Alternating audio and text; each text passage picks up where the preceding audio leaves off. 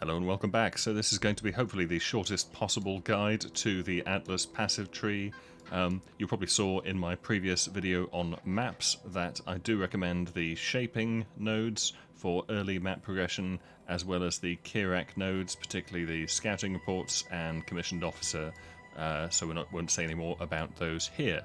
I also do recommend essences. Now this is mostly because I tend to run a very strict loot filter.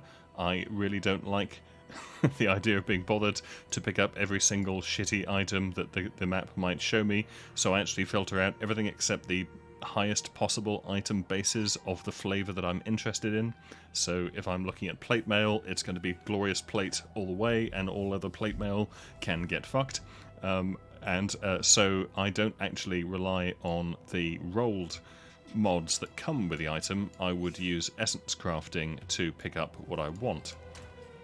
And this is remarkably useful because, especially early on, what you're mostly looking for is life and resists. Well, greed essences are relatively easy to come by, as are resistance essences of various sorts, and you only really need one good resist to have a good chance of rolling others. Yeah, I do tend to like crafting with greed and with the resistance essences, so I do like those. Therefore, it's nice to have an essence in every map. It is nice if monsters have lots of other essences, although that can be rather rippy early on because they are extremely tanky. If it spawns with like 8 essences, then the thing is shit hard, but that's fine. I also particularly like essences being a tier higher because that lets you go to shrieking essences, which are because they come in tiers going up this way, so shrieking are pretty decent, deafening are the best, but deafening are quite hard to come by. You can actually sell 3 of any of these to the vendors to get the next one. I don't tend to bother, but you can. I might actually, with screaming, turn them into shrieking. But yeah, either way, so it's nice if you do +1 tier, because then you get shrieking in your average map, and that's pretty sweet. I also like duplicated a lot, because if there are shrieking essences, which there will be, because in this case we're going to have an essence in every map, and there may be lots of essences trapped within a single monster, and the essences will be up to shrieking. Then with this node they're also duplicated, so you let them out and then there's 2 of them. You kill them both, you get double the essences, which if you'd added a load of essences to that monster with this node, you just get a lot of essences. So that's pretty awesome. I do recommend that. Other than that, to be honest, I mean, people do recommend different things. You know, people recommend strong boxes for loot, and they are kind of on the way if you're heading up here towards the center anyway, which you probably are, because there's good stuff in the center. Then, yeah, strong boxes are quite useful. Some people like rogue exiles. I did like Harbinger because it's such a cheap node. You're generally kind of going past anyway, and it just throws in a Harbinger which spawns a lot of extra mods. I think I mentioned that in my map video anyway, so that's useful.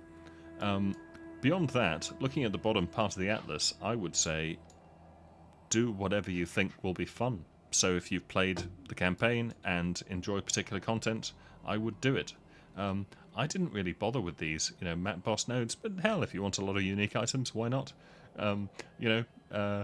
Harvest is really useful early on as well. I mean, harvest crafting is very useful. It's kind of, some people don't like harvest, some people think it's great. I did use it early on, I did specialize into it heavily, and it was very useful. I kind of wish I still had it, but I am overcommitted in other areas, and I don't have the points. I also went into Blight because I actually needed to be able to anoint one particular item, so I specialised a lot into Blight to get the high-level oils I needed, because I really did need high-level oils. But once I got them, I spec'd out. I spec'd into Ritual because I find it fun. I have recently respec'd into a couple of other things, so my big project at the moment is Legion, so I have all of the Legion nodes, which is a major respec. I've spec'd into Incursion now, because I do want to run the temple.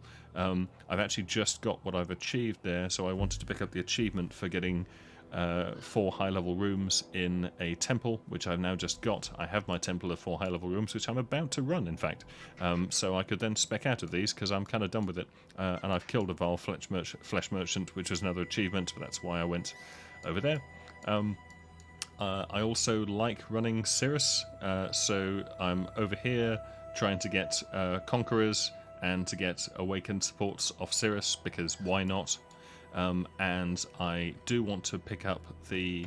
I do want to defeat Venarius in the Cortex, and after googling who the fuck Venarius was and what the fuck the Cortex was, it transpires that that's Synthesis League, which I missed. So I've spec fully into this to have a tiny sliver of a chance of dropping a synthesis map from bosses. Kirak's also been quite good in giving me synthesis maps, but not the Cortex yet. Having spec'd into this 20 or so missions later, I have yet to see any synthesis maps, but I'm optimistic that at some point this tiny chance will be profitable. I had intended to go up here to go up to Elder and Shaper and more Watcher's Eye chances and all that, but I haven't got the points. I'd intended to go over here and speed up my Eater of Worlds, or more likely Searing Exile progress, because I do want to pick up an amulet that this dude drops, but I haven't got over there yet. Various people recommend these pack size mods here, because apparently whichever one you take, whether it's the Searing Exarch version or the Eater of Worlds version, it does increase pack size once you start being able to add these into your map with these buttons. Then yeah, apparently that's useful. I don't have the points. I'm too committed, and I really do have most of the points I'm going to get. There aren't too many I can pick up yet.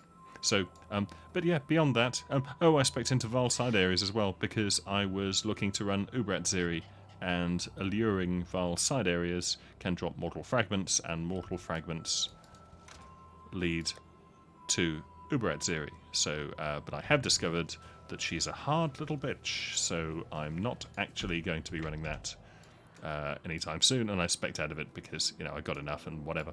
So, yeah, other than that, I just do what you want. Doesn't really matter. Wherever you go, you're going to be getting there either via cool stuff or via travel nodes that are going to increase your map sustain.